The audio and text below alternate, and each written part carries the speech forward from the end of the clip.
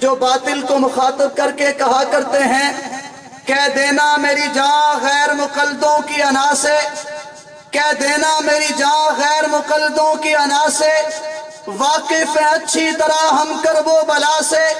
ہم نے تو چراغوں کو یہی درس دیا ہے، ہم نے تو چراغوں کو یہی درس دیا ہے کہ بجھنا ہے تو ٹکرا کے بجھو اندھی ہوا سے۔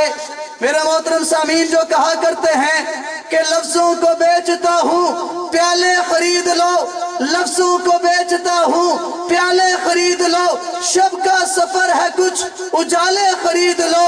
غیر مقلدوں کا مجھ سے نہ ہوگا احترام، غیر مقلدوں کا مجھ سے نہ ہوگا احترام، میری زبان کے واسطے تالے خرید لو۔ تشریف لاتے ہیں ترجمان اہل سنت، تشریف لاتے ہیں وکیل احناف، تشریف لاتے ہیں متکلم اسلام، تشریف لاتے ہیں حضرات علماء دیوبند کی نشانی، تشریف لاتے ہیں ائمہ کے ترجمان بن کر آنے والے حضرت مولانا محمد الیاس گھومن صاحب۔ نعرہ تکبیر، نعرہ تکبیر، نعرہ تکبیر۔ شان رسالت، شان رسالت، شان صحابہ، شان صحابہ، خلافت راشدہ، خلافت راشدہ، حضرت مولانا محمد الیاس گھومن صاحب۔ الحمدللہ الحمدللہ وحدہ لا شریک لہ والصلاة والسلام علی من لا نبی بعدہ، اما بعد فاعوذ باللہ من الشیطان الرجیم، بسم اللہ الرحمن الرحیم۔ ما كان محمد أبا أحد من رجالكم ولكن رسول الله وخاتم النبيين وكان الله بكل شيء عليما۔ اللهم صل على محمد وعلى آل محمد كما صليت على إبراهيم وعلى آل إبراهيم إنك حميد مجيد۔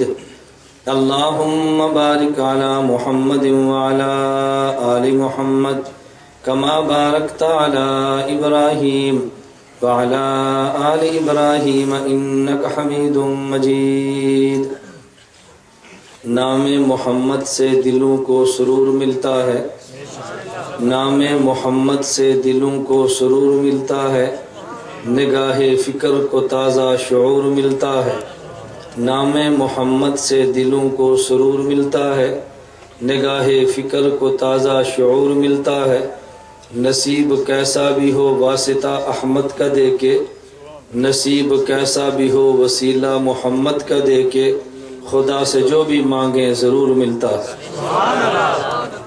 میرے نہایت واجب الاحترام بزرگوں، مسلک اہل سنت والجماعت سے تعلق رکھنے والے غیور نوجوان دوستوں اور بھائیوں، ہماری آج کی یہ پہلی حضرت امام اعظم ابو حنیفہ کی شان میں امام اعظم ابو حنیفہ کانفرنس منعقد ہوئی ہے، اور یہ ایسے موقع پر کانفرنس منعقد کی گئی کہ جب اہل سنت والجماعت احناف کے لیے ایک عظیم الشان مرکز اہل سنت والجماعت کا یہاں چک بیلی خان میں سنگ بنیاد رکھا جا رہا ہے۔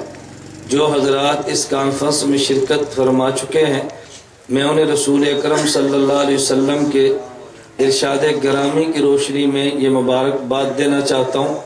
رسول اکرم صلی اللہ علیہ وسلم نے فرمایا، من سن سنتا حسنتا فلہ اجرھا واجر من عمل علیہا۔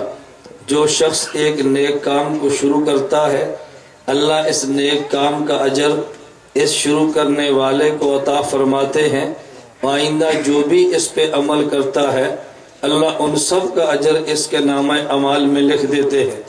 یہ مرکز اہل سنت والجماعت بنے گا، مسجد انشاءاللہ تعمیر ہوگی اور اس میں لوگ نمازیں پڑھیں گے، علوم کی یہاں سے بہار پھیلے گی، تو اس سب کا اجر اور ثواب اللہ رب العزت آپ حضرات کو بھی عطا فرمائیں گے۔ اللہ آپ کی برکت سے مجھے بھی عطا فرمائے۔ ہم چونکہ وسیلے توسل اور تبرک کے قائل ہیں، اس لیے ہمارا نظریہ ہے کہ اللہ رب العزت اپنے پیغمبر کے صحابہ اور اولیاء کی برکت سے مانگے جانے والی دعاؤں کو قبول فرماتے ہیں۔ میں نے اختصار سے بات کرنی ہے چونکہ وقت بہت کم ہے، 4:20 تقریباً ہو چکے ہیں اور عصر کی نماز کا وقت بہت تنگ ہوتا ہے۔ حضرت اقدس مولانا ہزاروی صاحب دامت برکاتہم بھی تشریف فرما ہے، حضرت مولانا عبدالغفور صاحب دامت برکاتہم بھی ہیں۔ کچھ وقت دعا میں ہوگا، کچھ وقت سنگ بنیاد میں لگتا ہے، پھر نماز بھی پڑھنی ہے، تو میں مناسب نہیں سمجھتا کہ میرے بیان کی وجہ سے نماز بلا وجہ مؤخر ہو۔ اللہ رب العزت نے توفیق عطا فرمائی تو میں پاکستان کے چپے چپے پر اہل سنت والجماعت کے مسلک کی ترجمانی کرنے کو صادر سمجھتے ہوئے حاضر ہوتا ہوں۔ اللہ نے توفیق عطا فرمائی تو آئندہ پھر آئیں گے اور تفصیل کے ساتھ اس موضوع پر گفتگو ہوگی انشاءاللہ۔ میں نے آج مختصر لیکن مدلل گفتگو کرنی ہے، چند ایک آپ کی خدمت میں گزارشات پیش کرنی ہے۔ مسلک اہل سنت والجماعت آپ کو سمجھانا بھی ہے اور یاد بھی کرانا ہے۔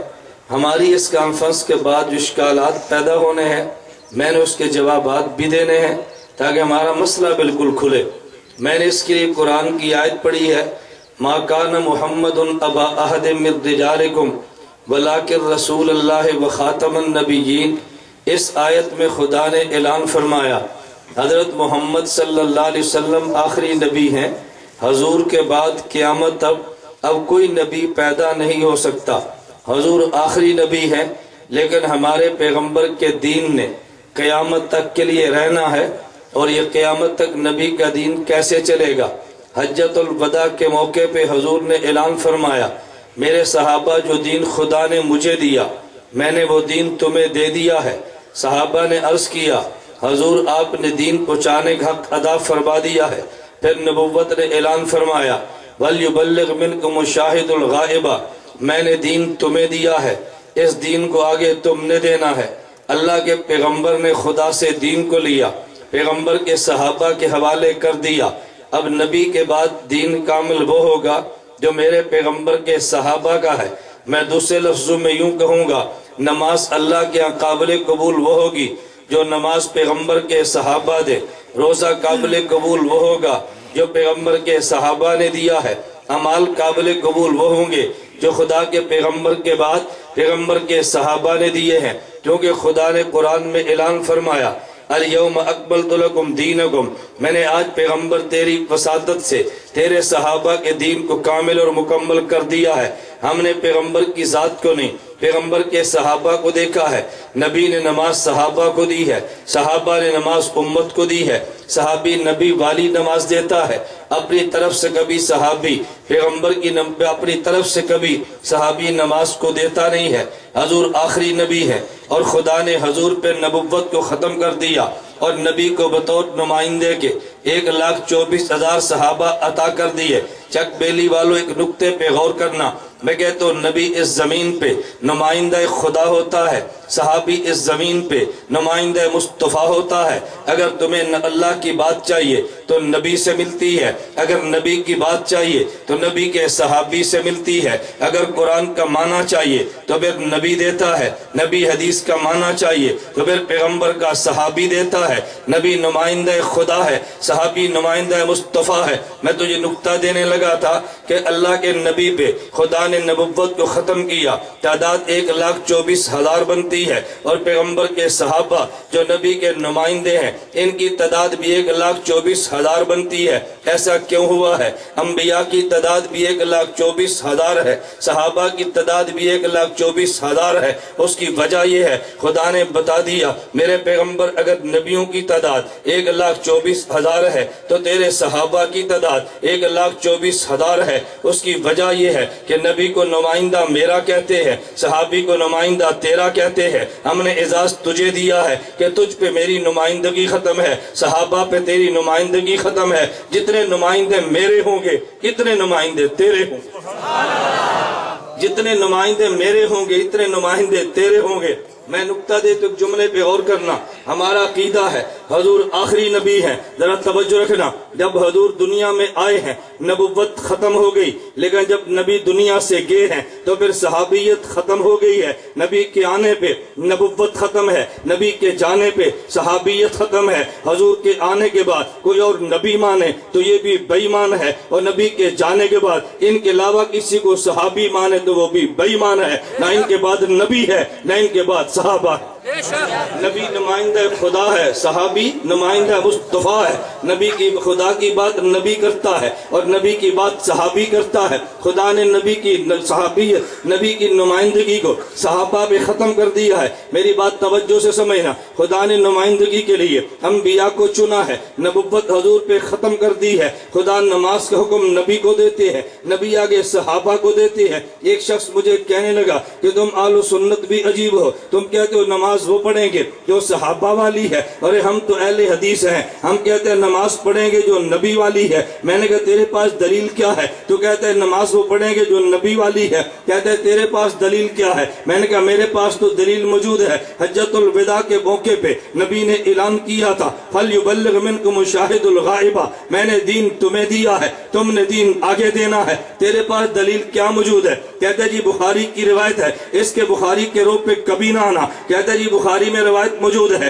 اللہ کے نبی نے اعلان نہیں کیا صلو کما رأیتمونی اصلی، تم نماز یوں پڑھو جیسے مجھے پڑھتے دیکھا ہے. تو پھر نماز نبی والی پڑھیں گے. میں نے کہا حدیث کا ترجمہ پھر کرنا. کہا جی سلو کما سلو، کہ سلو تم نماز پڑھو کما رأیتمونی اصلی، جس طرح نماز پڑھتے مجھے دیکھا ہے. میں نے کہا میں نے تو نبی کو پڑھتے نہیں دیکھا، تو نے نبی کو پڑھتے نہیں دیکھا، یہ تجھے مجھے تو خطاب ہی نہیں ہے. کہتا ہے کسے خطاب ہے؟ میں نے کہا یہ خطاب صدیق کو ہے، یہ خطاب تجھے مجھے نہیں ہے، یہ خطاب تو فاروق کو ہے. کہتا ہے یہ کیا مطلب؟ توجہ رکھنا. میں نے کہا اس حدیث کا مطلب یہ ہے سلو کما رأیتمونی اصلی، تم نے نماز ایسے پڑھنی ہے جیسے نماز مجھے پڑھتے دیکھا. کیا مطلب؟ ایک نماز پیغمبر کی ہے، ایک نماز صحابہ کی ہے. میری دلیل پہ توجہ رکھنا، وقت کم ہے میں عنوان کو سمیٹ لوں گا. فرمایا تم نماز یوں پڑھو گے جیسے تم نے نماز پڑھتے مجھے دیکھا. میں نے کہا کیا مطلب؟ بات توجہ سمجھنا. نبی کو صدیق نے دیکھا ہے، اس کا معنی یہ ہے صدیق نماز ایسے پڑھے جیسے نبی نے پڑھی ہے، اور تو نماز ایسے پڑھے جیسے صدیق نے پڑھی ہے. صحابہ نماز یوں پڑھے جیسے نبی نے پڑھی ہے، اور تو نماز یوں پڑھے گا جیسے صحابہ نے پڑھی ہے. ہم صحابی کو دیکھیں گے، صحابی نبی کو دیکھے گا. صحابی کی نماز نبی والی اور میری نماز صحابہ والی.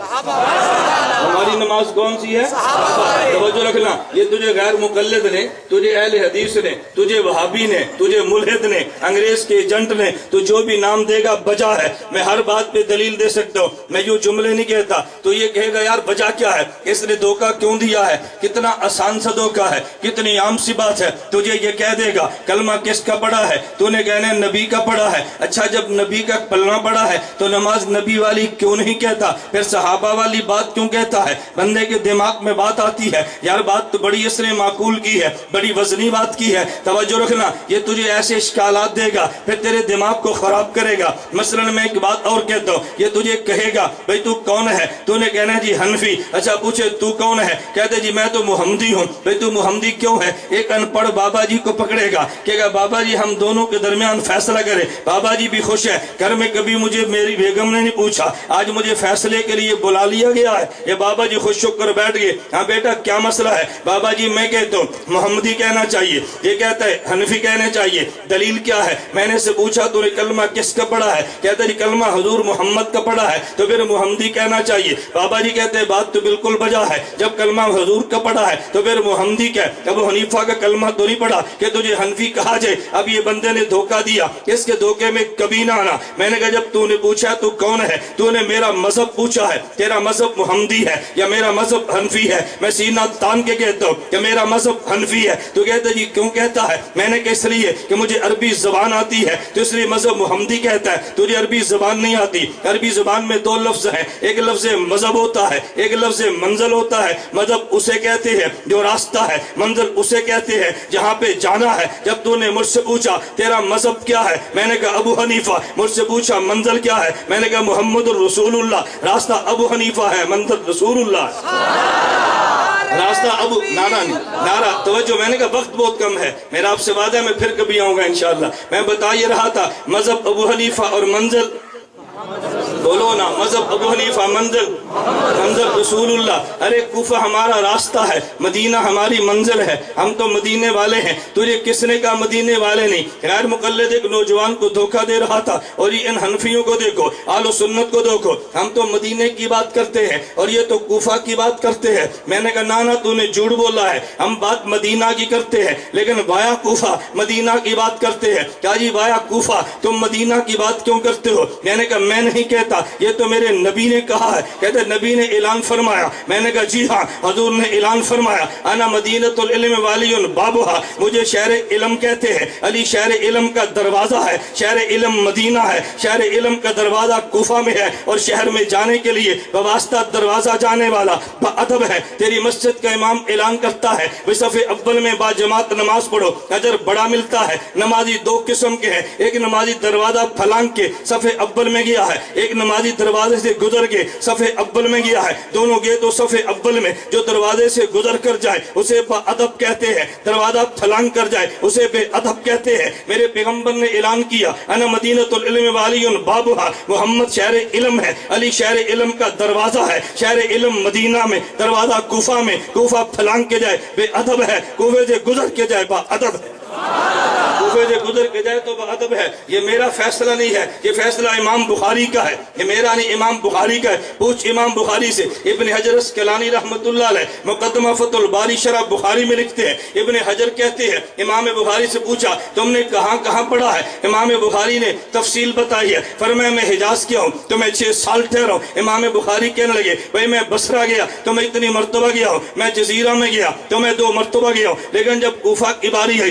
امام بخاری کہتے اللہ احصی کم دخلت الی کوفہ، ارے مجھے یاد ہی نہیں ہے میں کوفہ کتنی بار گیا۔ ارے تو اتنا ذہین آدمی ہے تجھے پتہ ہی نہیں تو کوفہ کتنی بار گیا۔ توجہ رکھنا، اس میں نقطہ حکمت کیا ہے؟ امام بخاری کہتے ہیں میں جزیرے میں 2 مرتبہ گیا، امام بخاری کہتے ہیں میں بصرے میں 4 مرتبہ گیا، امام بخاری کہتے ہیں میں حجاز میں 6 سال رہا، اور جب کوفہ کی باری ہے کہتے ہیں مجھے یاد ہی نہیں میں کوفہ کتنی بار گیا۔ اس کو ذرا سمجھنے کے لیے ایک بچے کو اٹھا کے پوچھو ہاں بیٹا تو نے کہاں پڑھا ہے؟ کہتے ہیں میں نے مڈل تک چک بیلی کے اسکول میں پڑھا ہے۔ کتنے سال پڑھا ہے؟ کہتا جی 8 سال پڑھا ہے۔ اس بچے سے پوچھو اس مڈل اسکول میں تو کتنی بار دروازے سے گزرا ہے؟ کہتے ہیں مجھے یاد ہی نہیں ہے، کیوں جتنا عرصہ پڑھا اسے وہ تو یاد ہے لیکن دروازے سے گزرنا یاد ہی نہیں ہے۔ اس سے پتا چلا امام بخاری مدینہ کو منزل کہتا ہے تو مجھے کہتے ہیں میں 6 سال رہا، اور بخاری کوفے کو دروازہ مانتا ہے۔ کہتا ہے مجھے پتا ہی نہیں ہے میں کتنی مرتبہ گیا ہوں، منزل میں جانا یاد ہوتا ہے، دروازے سے گزرنا یاد نہیں ہوتا۔ بخاری مدینے کو منزل مان کے ارے کوفے کو دروازہ مانتا ہے، حنفی بھی مدینے کو منزل مان کے کوفے کو دروازہ مانتا ہے۔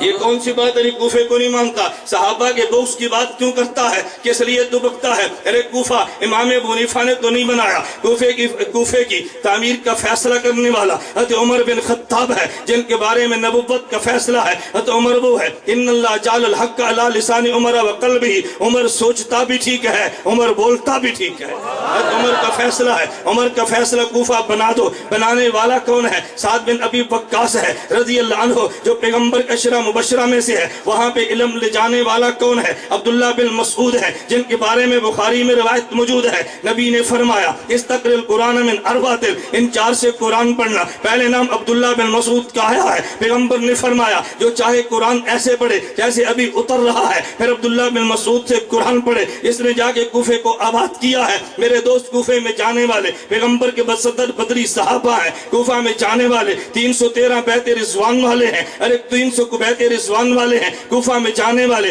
1010 پیغمبر کے صحابہ ہیں۔ ابو حنیفہ پہ اعتراض کیا ہے؟ مجھے ایک بندہ کہنے لگا اور یہ مولانا جس کو تم نے امام مانا ہے امام ابو حنیفہ کوفہ میں ہے، کیا یہ مدینہ میں نہیں ہو سکتے تھے؟ میں نے کہا نہیں، میرے امام کو مدینہ میں نہیں کوفہ میں ہونا چاہیے تھا، میرے امام کو مکہ میں نہیں کوفہ میں ہونا چاہیے تھا۔ کہتا جی وجہ کیا ہے؟ میں نے کہا میری دلیل پہ توجہ رکھنا، امام کوفہ میں ہوتا مدینہ میں نہ ہوتا۔ کہتے دلیل کیا ہے؟ میں نے کہا میرے محمد کو اس زمین پہ خدا کا نمائندہ کہتے ہیں حضور دنیا سے چلے گئے تو پہلے جانشین صدیق بنے ہیں، صدیق کے جانے کے بعد نبی کے جانشین عمر بنے ہیں، عمر کے جانے کے بعد جانشین عثمان بنے ہیں، ان کے جانے کے بعد جانشین علی بنے ہیں۔ توجہ رکھنا، میرے نقطے پہ غور کرنا، حضور کے جانے کے بعد جانشین امام ابو بکر بنے ہیں، ان کے جانے کے بعد جانشین امام عمر ہے، اور یہ ترتیب عقل کی بھی ہے، نقل کی بھی ہے، یوں ہی چلنا چاہیے۔ ایک بندہ کہنے لگا نہیں پہلا خلیفہ علی کو ہونا چاہیے۔ میں نے کہا تیری دلیل کیا ہے؟ کہتے ہیں علی پیغمبر کا رشتہ دار ہے تو رشتہ دار کو مقدم کہتے ہیں۔ میں نے کہا تیری دلیل کو مان لیا جائے تب بھی صدیق کا حق پہلے ہے۔ کہتے جی وہ کیسے؟ میں نے کہا میں نے چاروں کو دیکھا، چاروں کا رشتہ نبی سے ملتا ہے، لیکن صدیق و عمر کو دیکھا یہ پیغمبر کے سسر لگتے ہیں۔ میں نے عثمان و علی کو دیکھا رضی اللہ عنہما، یہ پیغمبر کے داماد لگتے ہیں۔ ارے سسر کی حیثیت باپ کی ہے، داماد کی بیٹے کی ہے، تو باپ پہلے ہے بیٹا بعد میں ہے۔ میں نے صدیق کو دیکھا عمر میں بڑا ہے، میں نے عمر کو دیکھا تو چھوٹا ہے، اس کا نمبر 1 ہے، عمر کا نمبر 2 ہے۔ میں نے عثمان کو دیکھا یہ داماد دوہرا ہے، علی کو دیکھا داماد 11 ہے، عثمان کا 3 ہے، علی کا 4 ہے۔ میں نے کہا توجہ، میں کہتا یہ ترتیب آنے کی ہے۔ جب میں نے دنیا میں جاتے ہوئے دیکھا مجھے تب بھی ترتیب یہی نظر آتی ہے۔ کہتے جی وہ کس لیے؟ میں نے کہا نبی جس کمرے میں دفن ہے صدیق وہاں نبی کے ساتھ ہے، نمبر 1 جو ہوا عمر اس کے بعد آئے ہیں، نمبر 2 جو ہوا عثمان اس کے بعد جنت البقیع میں تھوڑے سے دور ہے، نمبر 3 جو ہوا علی اس کے بعد کوفہ میں ہے، نمبر 4 جو ہوا۔ میں نے کہا آنے کی ترتیب بھی یہ ہے اور جانے کی ترتیب بھی یہ ہے۔ اس لیے سنی کہتا ہے خلافت راشدہ حق جاری ہے، خلافت راشدہ بلند آواز سے خلافت راشدہ۔ نیا فتنہ نکلا خلافت راشدہ حق سارے یار، یہ فتنہ ہے خلافت راشدہ حق 4 یار، یہ نعرہ ایمان کا ہے۔ بھئی خلافت سب کو تو نہیں ملی، خلافت کی تو بات 4 کی ہے، کیا تم نے غلط نعرہ امت کو دے دیا؟ توجہ رکھنا، میں نکتہ دینے لگا تھا۔ میرے پیغمبر کے جانشین کا نام امام ابو بکر صدیق ہے، یہ مکہ سے چلے تو مدینہ۔ حضور ان کے جانشین کا نام امام عمر ہے، یہ بھی مدینہ۔ ان کے جانشین کا نام امام عثمان ہے، یہ بھی مدینہ۔ اور ان کے جانشین کا نام امام علی ہے، وہ کہاں تھے؟ بولیے کہاں تھے؟ دلیل پہ غور کرنا، کہاں تھے؟ کوفہ۔ ہم نے صدیق کو دیکھا تو نبی فرمانے لگے ما سب اللہ فی صدری اللہ سببتہ فی صدر ابی بکر، جو خدا نے علم محمد کے سینے میں منتقل کیا ہے میں نے وہ صدیق کے سینے منتقل کر دیا ہے۔ خدا نے نبی نے اپنے علوم صدیق کو دے دیے ہیں۔ صدیق کے جانشین امام عمر ہے، میں اس لیے کہتا ہوں امام عمر صدیق کے جانشین ہے۔ حضور کے پاس قرآن بھی ہے، حدیث بھی ہے۔ صدیق اکبر کو دیکھو، ادھر قرآن بھی ہے، ادھر حدیث بھی ہے۔ ان کے پاس حضرت رسول اللہ کے ساری امت سارے حدیث موجود ہیں۔ پھر حضرت عمر کو دیکھے گا، ادھر قرآن بھی ہے، نبی کی حدیث بھی ہے، صدیق کے مسئلے بھی ہے۔ حضرت عثمان کو دیکھے، قرآن بھی ہے، حدیث بھی ہے، صدیق و عمر کے مسئلے بھی ہے۔ حضرت علی کو دیکھو، قرآن بھی ہے، حدیث بھی ہے، حضرت صدیق عمر عثمان کے مسئلے بھی ہے۔ علی ان چاروں کا جانشین ہے اور ڈیرہ جا کے کوفہ لگایا ہے۔ تو پھر تجھے بات سمجھنی چاہیے کہ جب خلافت راشدہ کی ترتیب بنی ہے تو حضرت علی پہ جا کے ختم ہو گئی ہے، اور جب بعد میں 4 امام بنے ہیں، ایک پیغمبر کے 4 خلیفے ہیں، پھر آگے 4 امام بنے ہیں۔ ہم 4 خلیفوں کو دیکھتے ہیں تو چوتھے خلیفہ علی ہے جو مکہ سے چلے تو کوفہ پہنچے۔ ہم نے 4 امام دیکھے ہیں، ان میں پہلے امام کا نام امام اعظم ابو حنیفہ ہے، دوسرے کا نام امام مالک ہے، تیسرے کا نام حضرت امام شافعی ہے، چوتھے کا امام احمد ہے۔ تم کو یہ ترتیب کیوں ہے؟ میں نے ان کی عمر کو دیکھا، امام ابو حنیفہ سن 80 ہجری میں پیدا ہوئے، 150 میں فوت ہو گئے۔ میں نے حضرت امام مالک کو دیکھا، یہ 93 میں پیدا ہوئے، 179 میں فوت ہو گئے۔ امام شافعی کو دیکھا، 150 میں پیدا ہوئے، 204 میں فوت ہو گئے۔ امام احمد بن حنبل کو دیکھا، 164 میں پیدا ہوئے۔ یہ ترتیب دیکھے گا، ان میں پہلے امام ابو حنیفہ، دوسرے امام مالک ہے، تیسرے امام شافعی، چوتھے امام احمد بن حنبل۔ ذرا نقطے پہ غور کرنا، خلفاء میں سے آخری خلیفہ کون؟ بولو آخری۔ اماموں میں سے پہلا امام کون؟ تو پھر ماننا جہاں پہ چوتھا خلیفہ شہید ہوا ہے وہاں پہ پہلا امام پیدا ہوا ہے۔ حضرت علی کی جائے شہادت ہے، ابو حنیفہ کی جائے ولادت ہے۔ بعد میں آنے والا خطیب کہتا نہیں جہاں سے اس نے بات ختم کی تھی میں وہاں سے شروع کرتا ہوں۔ خدا نے پھر یوں فرمایا جہاں سے بات علی نے شروع کی ہے ابو حنیفہ وہاں سے شروع کرتا ہے۔ تو مدینہ ہونا چاہیے تھا یا کوفہ؟ کوفہ ہی ہونا چاہیے تھا۔ بھئی ایک آدمی سرگودا سے چلے اور اس نے پشاور جانا ہو، اسلام آباد آ کے وہ رک جائے تو آگے جو گاڑی چلائے گا اسلام آباد سے چلے گا یا پھر سرگودا سے؟ بولو نا۔ تو مکہ سے چلے تو کوفہ تک آئے نا، اب کوفہ سے گاڑی آگے چلنی تھی، کوفہ تک علی ہے، پھر کوفہ سے آگے پورے عالم امام ابو حنیفہ ہے۔ میں بتا یہ رہا تھا پہلے یہ تو سمجھو امام کون ہے. جس نے نہیں سمجھا وہ دشمن ہے, اور جس نے سمجھا وہ امام کا عاشق ہے. حضرت امام اعظم ابو حنیفہ, ایک نقطے پہ توجہ رکھنا, مسئلہ کہیں لمبا نہ ہو, میں چلے بات سمیٹ تو ذرا. میں نے کہا خدا نے دین نبی کو دیا, دین نبی نے پیغمبر کے صحابہ کو دیا, اور جب صحابہ کی باری آئی ہے ان نے دین حضرت امام اعظم ابو حنیفہ کو دیا ہے. امام ابو حنیفہ نے لکھا ہے اور پوری امت کو دے دیا ہے. حضرت امام سیوطی کہتے ہیں, امام حاکم کہتے ہیں, انو اول من دون علم شریعہ ورتبہ ابوابا, جس سے پہلے دین کو سب سے پہلے لکھا اس کا نام امام اعظم ابو حنیفہ ہے. میں ایک جملہ کہنے لگا, تم نے اشتہار کو دیکھا, اوپر لکھا ہے امام اعظم ابو حنیفہ کانفرنس, حالانکہ نام ابو حنیفہ تو نہیں ہے, ان کا نام ابو حنیفہ نہیں ہے, لیکن پھر بھی دنیا ابو حنیفہ کہتی ہے. حضرت صدیق اکبر کا نام ابو بکر تو نہیں ہے, لیکن دنیا ابو بکر کہتی ہے. اس کی وجہ کیا ہے؟ پوری دنیا میں اہل سنت والجماعت سے پوچھ لے, 95% بندہ ابو بکر تو جانتا ہے, لیکن ان کا نام عبداللہ نہیں جانتا. دنیا میں حنفیوں سے پوچھ لے, 95% بندہ ابو حنیفہ تو جانتا ہے, لیکن ان کے نام نعمان کو نہیں جانتا. اس کی وجہ کیا ہے؟ ان کا عبداللہ نام ہے, ابو بکر ان کا مشن ہے, ان کا نعمان نام ہے, اور ان کا ابو حنیفہ مشن ہے. تو کہ اگر یہ کیا مطلب؟ عربی زبان میں بکر ان کا معنی پہل کرنا, ابو بکر کا معنی پہل کرنے والا ہے. نبی اعلان نبوت کرے تو جو پہلے قبول کرے ابو بکر کہتے ہیں. جب نبی دولت مانگے تو جو پہلے ساری دولت ہے ابو بکر کہتے ہیں. جب نبی کماری بیٹی مانگے جو پہلے دے ابو بکر کہتے ہیں. نبی ہجرت کا اعلان کرے جو پیغمبر کو ساتھ لے کر چلے ابو بکر کہتے ہیں. نبی غار میں جائے, نبی سے پہلے غار میں جائے ابو بکر کہتے ہیں. نبی بدر میں جائے جو پہلے ہو ابو بکر کہتے ہیں. نبی احد و خندق میں جائے جو پہلے ساتھ ہو ابو بکر کہتے ہیں. جب نبی مزار میں جائے پیغمبر کے بعد پہلے مزار میں دفن ہو ابو بکر کہتے ہیں. ارے مزار سے اٹھے گا جو سب سے پہلے نبی کے ساتھ ہو ابو بکر کہتے ہیں. جب پیغمبر جنت میں جائے گا جو پہلے نبی کے ساتھ ہو ابو بکر کہتے ہیں. عبداللہ اس کا نام ہے, ابو بکر اس کا مشن ہے. خدا کو اتنا پسند آیا, دنیا نام نہیں جانتی, مشن آج بھی جانتی ہے. ارے نعمان نام ہے, ابو حنیفہ کا معنی ابو الملت الحنیفہ, یہ دین حنیف کو لکھنے والا ابو حنیفہ کا مشن ہے. ابو بکر نے دین قبول کرنے میں پہل کی ہے, ابو حنیفہ نے دین لکھنے میں پہل کی ہے. خدا کو اس کا اتنا مشن پسند آیا, پوری دنیا ابو بکر کہتی ہے. اس کا اتنا مشن پسند آیا, اسے ابو حنیفہ کہتی ہے. ابو بکر کا مشن بھی زندہ, نام بھی زندہ ہے. ابو حنیفہ کا مشن بھی زندہ, نام بھی زندہ, اور انشاءاللہ قیامت تک زندہ رہے گا. انشاءاللہ قیامت تک زندہ رہے گا انشاءاللہ. امام توجہ رکھنا, امام ابو حنیفہ نے کیا کام کیا؟ دین کو لکھا. کیا کام کیا؟ دین کو لکھا. ذرا بات ختم کر دو, آخری بات کیا کہ دین کو لکھا. توجہ رکھنا, اور کیسے لکھا؟ امام صاحب کو خواب آئی ہے, مناقب موفق میں خواب موجود ہے. امام ابو حنیفہ نے خواب دیکھی, نبی پاک صلی اللہ علیہ وسلم کے روزے پر گیا ہوں, حضور پاک کی مبارک ہڈیاں بکھری پڑی ہیں, امام صاحب نے جمع کر کے سینے سے لگائی ہیں. کیا دیکھا؟ بولو خواب. کیا دیکھا؟ میرے جانے کے بعد ہو گستاخ ہے, نہ خواب دیکھا. توجہ, امام صاحب کو بڑا تعجب ہوا, یہ کیسا خواب ہے؟ تعجب کیوں تھا؟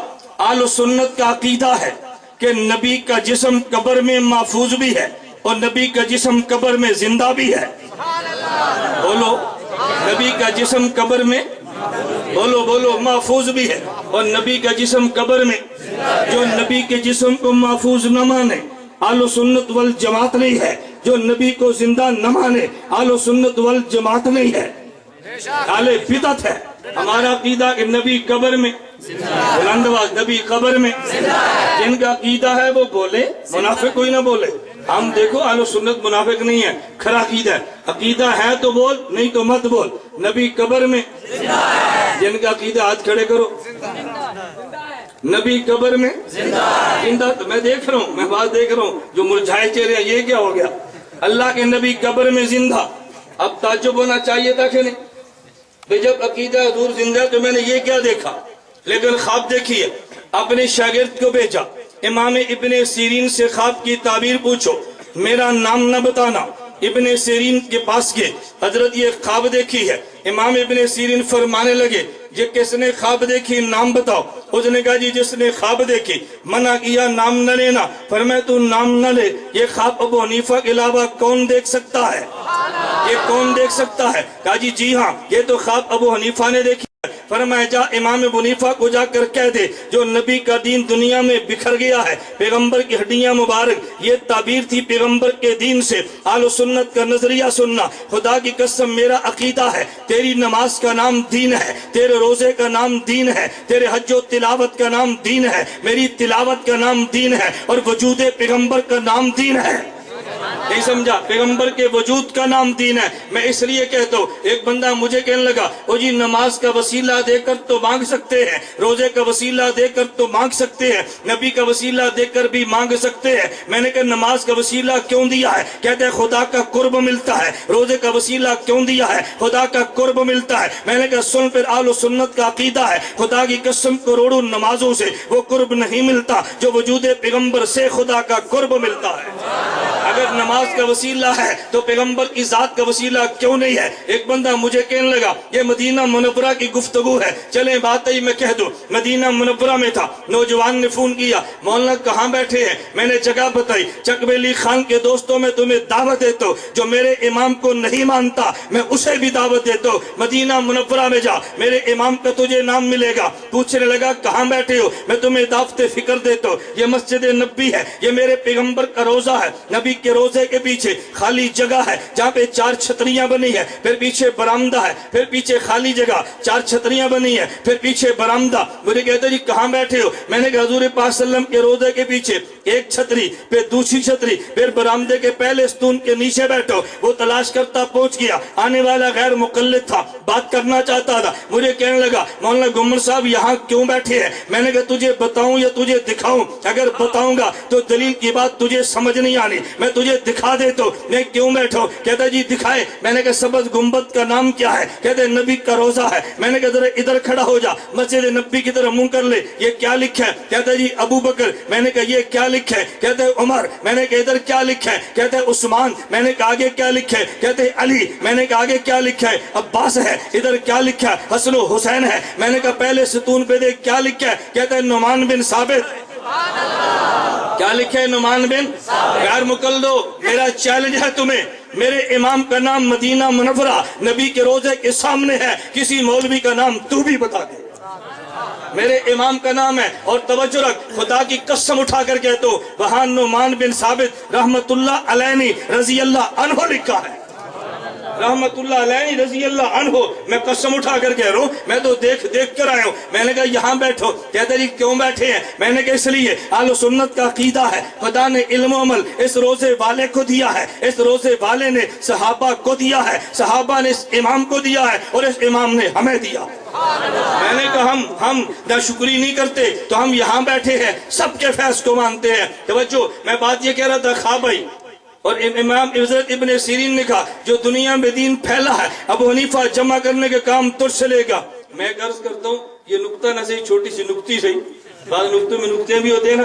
अहले हदीस 2 तबकों की बड़ी मुखालफत करता है, number 1 Abu Hanifa, number 2 Tablighi Jamaat. ऐसे है या नहीं? नंबर 1 अबू हनीफा, नंबर 2 ये कल की बात है सरगोदा कसूर से मेरे पास गैर मुकल्लिद आया, कहते जी मैं एक सवाल पूछना है जी पूछ। तुसी भी मौलवी होते, वो भी मौलवी ने, सच्चा केड़ा है ते झूठा केड़ा है? मैं क्या किसी मौलवी का नाम है? कहते तसीफ रहमान। मैंने कहा उसने 2 घंटे एतराज किए मौलाना तारक जमील पर, मैंने उसको जवाब दिए, 3 साल गुजर गए, उस बाप से पूछना जवाब क्यों नहीं देता? पूछना जवाब क्यों नहीं देता? दोनों जो मौलवी हैं, मैंने कहा और मौलवी मिराज रबानी, मैंने कहा वो जो वहाँ हायल में सऊदिया में रहता है? कहते जी हाँ। मैं उसने फजाइल सदकात पे एतराज किया है, मैंने वहाँ वीडियो CD रिकॉर्ड करा के दंदान शिकन जवाब दिए। उस बाप से पूछ 4 साल गुजर के जवाब क्यों नहीं देता? कहा जी तालिब रहमान। मैंने कहा खियाबान सर सैयद में जाके मैंने उसका ऑपरेशन किया, उससे पूछना जवाब क्यों नहीं देता? मैंने कहा मुश्किल गल है, पूछना जवाब क्यों नहीं देता? और ऐसे अकल से पैदल हैं, ये तालिब रहमान ने किताब लिखी है, पहले दिन यहाँ बैठा हो इसे कहना किताब ला कर दे, ये तुम्हें देगा। किताब का नाम क्या है? आइए अकीदा सीखिए। किताब क्या नाम है?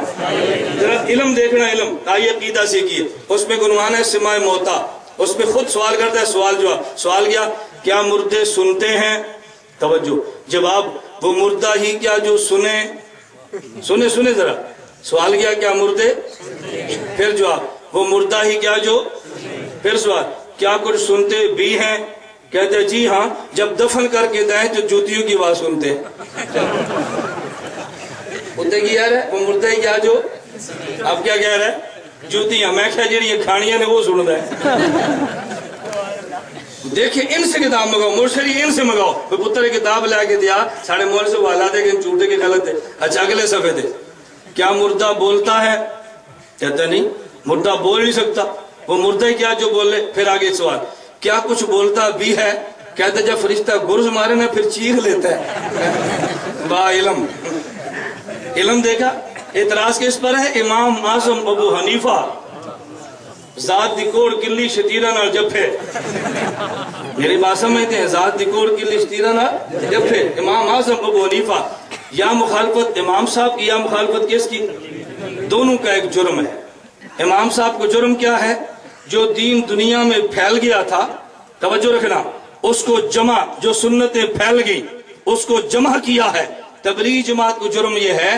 جو سنتیں مٹ گئی تھی ان کو زندہ کیا ہے جمع بھی ہم نے کیا زندہ بھی ہم نے کیا ننگے سر آیا تھا پگڑی باندھ گیا داڑھی منڈا آیا تھا مشت داڑھی رکھ گئی ہے شرابی آیا تھا نمازی بن گیا یہ ہمارا جرم تھا اور اس کا اظہار رائیوڈ میں ہونے والا ہے انشاءاللہ آؤ گے کہ نہیں سارے آؤ گے نا میں سیالکوٹ گیا تو میری مسجد میں درس تھا تو مجھے میزبان کہنے لگے کہ انہوں نے مسجد درس سے جو تبلیغی جماعت رو مندے ہی نہیں میں نے کہا چل آگے بھی نکھیڑا کر لگا میں نے 1 گھنٹہ بیان کیا میں نے پوچھا اس گاؤں والے بھاکھڑیاں والی گاؤں کا نام ہے وزیر آباد کے ساتھ میں نے ان سے پوچھا بھئی یہ بتاؤ تمہارے گاؤں میں الیکشن بھی ہوتا ہے کہا جی ہوتا ہے میں نے کہا الیکشن میں جلسے بھی ہوتے ہیں کہا جی ہوتے ہیں میں نے کہا جس پارٹی کو ووٹ نہ دینا ہو اس کے جلسے میں بھی جاتے ہو کہا جی جاتے ہیں میں نے کہا ووٹ نہیں دینا تو کیوں جاتے ہو کہا جی سننے کے لیے کیا کہتے ہیں میں کہا تبلیغ جماعت نہ منو ایک باری سنتے لو کی آنکھ دن سنتے لوگ اس گاؤں سے پوری جماعت پوری پہ بچ گئی اس لیے مولوی لوگ تک نہ جانا کیوں پتہ ٹوٹ گیا تیرے واپس نہیں ہونا نہ جانا اللہ سب کو لے دے رائیوڈ آئیں گے نا بھی انشاءاللہ آئیں ہمارا اجتماع ہے میں بات سمیٹ دو پھر بات لمبی ہوتی ہے نماز کا وقت بالکل ختم بالکل قریب پہنچ گیا میں آخری بات کیا ختم کرتا ہوں میں کیا کہہ رہا تھا امام کا نام کہاں پر ہے مدینہ جا کر دیکھ لو گے نا امام نعمان بن ثابت آگے مالک بن انس آگے احمد بن حنبل آگے محمد بن شافعی چاروں اماموں کے نام وہاں درج ہے میں آخری بات ختم کرنے لگا ہوں کانفرنس کا نام کیا تھا امام میں بولو کیا نام ہے یہ کل تمہیں دھوکہ دلنے میں دھوکے گا ابھی جواب دے رہا ہوں دھوکہ گیا کل اہل حدیث کانفرنس میں امام اعظم صلی اللہ علیہ وسلم کانفرنس اور پھر جھوٹ بولیں گے اور جی سب سے بڑے امام تو حضور پاک ہیں تم نے ابو حنیفہ کو امام اعظم کہہ کے شرک کیا ہے میں نے کہا پھر ایک جلسہ رکھ صدیق اکبر صلی اللہ علیہ وسلم کانفرنس کیوں سب سے بڑے صدیق تو رسول ہے نا ابو بکر کو صدیق اکبر کیوں کہتا ہے ایک جلسہ ہو رکھ فاروق اعظم صلی اللہ علیہ وسلم کانفرنس لوگ پوچھن کیوں کہ جی سب سے بڑے فاروق تو حضور ہے نا پھر ایک جلسہ ہو رکھ قائد اعظم صلی اللہ علیہ وسلم کانفرنس لوگ پوچھن کیوں کہ جی سب سے بڑے قائد تو اللہ کے نبی ہے نا یہ سارا شرک ہے جو محمد علی جناح کو قائد اعظم کہتے ہیں اب اس کی زبان گنگ ہے میں نے کہا عقل سے کام لے ہم کہتے ہیں سارے صحابہ صدیق ہیں ان میں بڑے ابو بکر ہیں صدیق اکبر کہتے ہیں سارے صحابہ فاروق ہیں ان میں بڑے عمر بن خطاب ہیں فاروق اعظم کہتے ہیں پاکستان بنا اس وقت جو جماعتیں موجود تھی ان میں مسلم لیگ کے لیڈروں میں سے سب سے بڑے لیڈر محمد علی جناح تھے انہیں قائد اعظم کہتے ہیں صحابہ کے بعد جو فقہا تھے ان میں سب سے بڑے فقی نعمان بن ثابت ہیں انہیں امام اعظم کہتے ہیں امام کو نبی کے مقابلے میں نہ لا خدا کے لیے یہ جھوٹ بول کے عوام کو گمراہ مت کر اور توجہ رکھنا یہ ہمارا موقف نہیں ہے اللہ گواہ ہے میں نے کہا وقت کم ہے میں تمہیں حوالہ جات اور عبارتوں کی لائن لگا دیتا کہ کس کس نے امام اعظم کا امام شمس الدین ذہبی نے تذکرۃ الحفاظ میں الفقیہ الاعظم کہا عبد الکریم سمعانی نے امام شافعی کے ماننے والے ہیں اپنی کتاب الانصاب میں امام اعظم ابو حنیفہ کو امام اعظم کہا ہے اٹھا کے دیکھ ابن الاسیر جزری نے اپنی کتاب الکامل فی التاریخ میں امام ابو حنیفہ کو امام اعظم کہا ہے حضرت محمد بن یوسف صالحی دمشقی شافعی ہے کتاب کا نام یہ لکھا مناقود الجمان فی مناقب الامام اعظم ابو حنیفہ النعمان اٹھا کے دیکھ ابن حجر مکی نے کتاب لکھی ہے الخیرات الحسان فی مناقب الامام ابو حنیفہ امام الاعظم النعمان کتاب لکھی ہے صرف ہم نے نہیں کہا تم نے کہا میں آخری حوالہ دیتا ہوں میں کہتا ہوں ہمیں گالیاں مت دو گالی دو اپنے عالم نواب صدیق حسن کو الحتہ فی ذکر سات ستہ میں امام ابو حنیفہ کو امام اعظم کہا، ہمیں گالی نہ دے، ابراہیم سیالکوٹی مولوی کو دے، تمہارا عالم ہے، طریق اہل حدیث لکھی ہے، ابو حنیفہ کو امام اعظم کہا ہے، وحید الزمان کو گالی دے، تلاوت الحدیث میں امام ابو حنیفہ کو امام اعظم لکھا ہے، مولانا عبد الرحمن مبارک پوری کو کہے تحقیق الکلام میں اس نے ابو حنیفہ کو امام اعظم لکھا ہے، ہمیں گالیاں نہ دو، اس کو تو تمہارے علماء نے بھی مان لیا ہے، اور یہاں تک مانا ہے تاریخ اہل حدیث میں مولانا ابراہیم سیالکوٹی کہتے ہیں رافضی ایک بڑا ہوتا ہے ایک چھوٹا ہوتا ہے، جو صحابہ کو نہ مانے وہ رافضی بڑا ہے، جو اماموں کو نہ مانے وہ رافضی چھوٹا ہے۔ یہ میرا فتویٰ نہیں، تیرے ابراہیم سیالکوٹی کا فتویٰ ہے، ہم نے تو کوئی فتویٰ نہیں دیا۔ اللہ ہم سب کو بات سمجھنے کی توفیق دے، ہم نبی کو بھی مانتے ہیں، صحابہ کو بھی مانتے ہیں، اور امام ابو حنیفہ کو بھی مانتے ہیں۔ اللہ ہم سب کو ماننے کی توفیق عطا فرمائے، اللہ میں منکر نہ بچائے، بنائے اپنی اولاد کو بچاؤ۔ یہ جہاد کے نام پہ تمہیں دھوکہ دیتے ہیں، ٹریننگ کے نام پہ تمہارا مذہب بدلتے ہیں، قربانی کھالنے تم سے لے کے تمہارے خلاف استعمال کرتے ہیں، تمہاری زکات لے کر تمہارے خلاف بولتے ہیں۔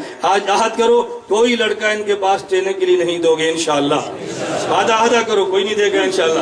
قربانی کی کھال کوئی ان کو مت دے، زکات کے کوئی ان کو مت دے، ان کے راستے روکو جتنے روک سکتے ہو، کوئی ان کے پیچھے نماز پڑھ نمازیں برباد مت کرو۔ اللہ ہم سب کو مسلک اہل سنت والجماعت کے مطابق زندگی گزارنے کی توفیق عطا فرمائے۔ وآخر دعوانا ان الحمدللہ۔